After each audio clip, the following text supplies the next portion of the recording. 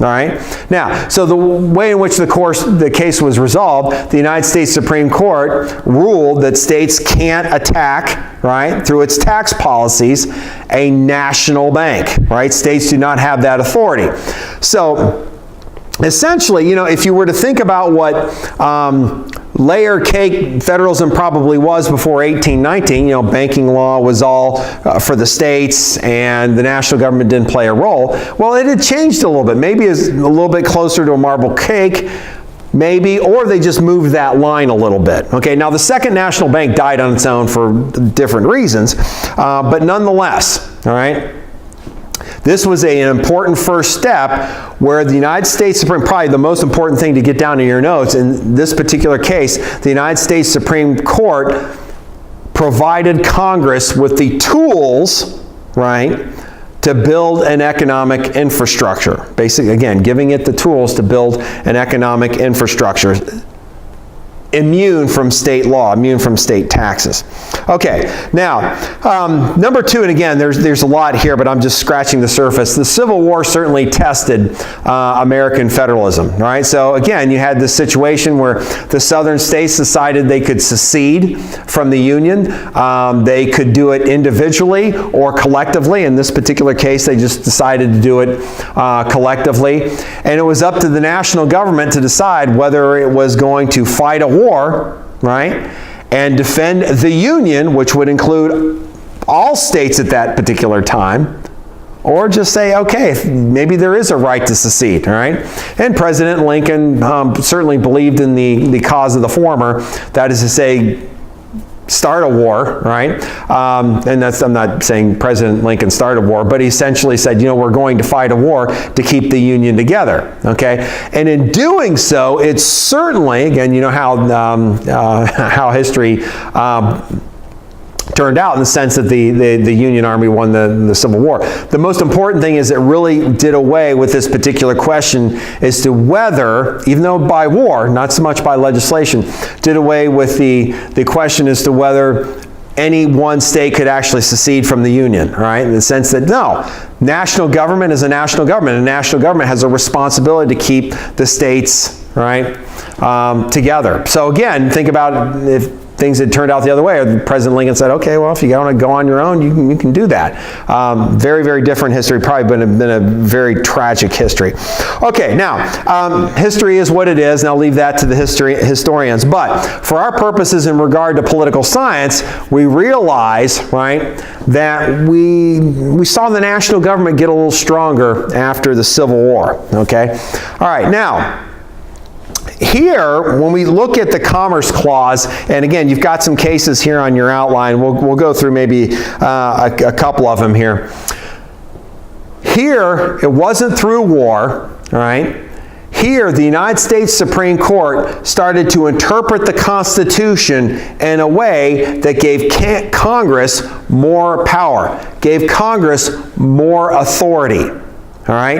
And when you give Congress more authority, you're giving the national government more authority, making it more powerful. Are you moving the line and making that division between those two layers of cake a little bit bigger for the national government, a little bit smaller for the state governments, or are you starting to get into that marble idea? Now, my opinion would be you're getting more into that marble idea, and I think that's what you would want to know. Okay, so now what I want to do with these first two cases is kind of set the stage. I got to give you a little bit of law, all right, and then I got to talk a little bit about the New Deal, and then kind of set up these cases, right? But it was imperative for Congress, right, when writing these laws to make sure it had the tools to get us out of the Great Depression, right? Now, again, giving just a little bit of history, and then we'll move on to the law and the political science side of things, all right? The New Deal was President Roosevelt's political pitch, right, that basically told Americans, here's the deal. I'm going to get us out of this mess, but you've got to give me the power to regulate the economy. That's really what the New Deal was.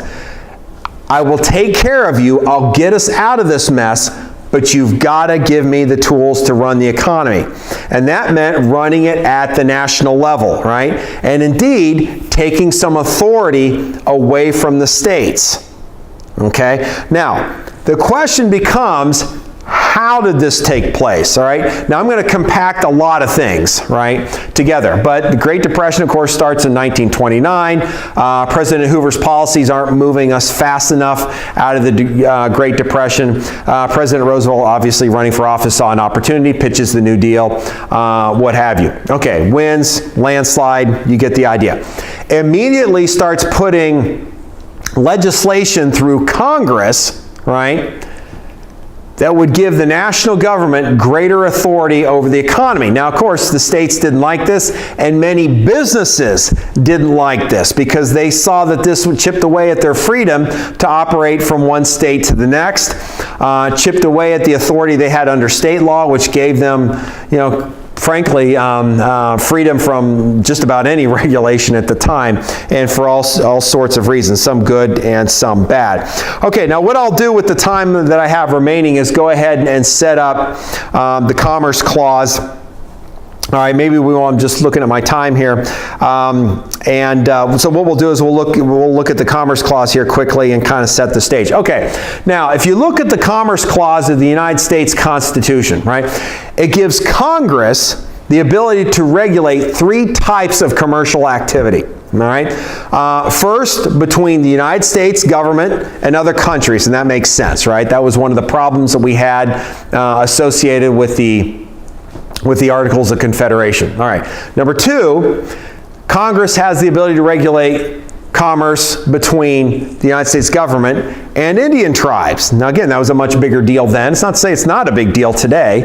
All right. And again, if we had more time, or this was a constitutional law class, we'd spend more time on that. Okay. It was the third form of commerce that really gives us the situation here with these particular cases.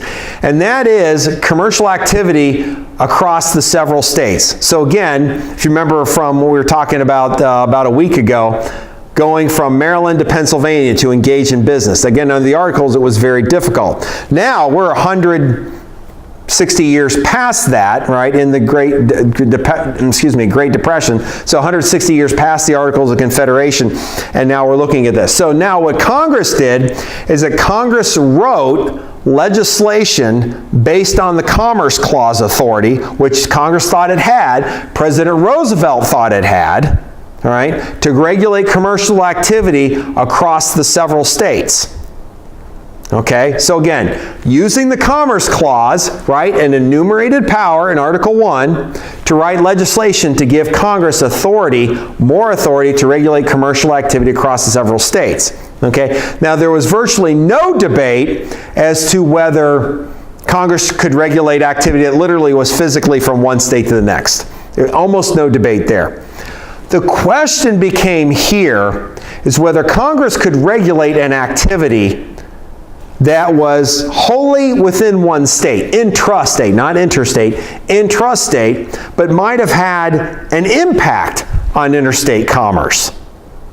Okay, so let me say that again. Whether Congress could regulate an activity that was wholly within one state, but had an impact, right, in other states. All right, that could impact commercial activity from one state to the next. If it's a physical activity, that was a slam dunk. Yeah, Congress can address it. But Congress and President Roosevelt, newly elected President Roosevelt, thought that the Commerce Clause could provide Congress with that authority to regulate activity that's wholly within one particular state. Okay, we'll stop here so I can give you some extra time. We will pick up with the actual cases on Friday. Thank you very much.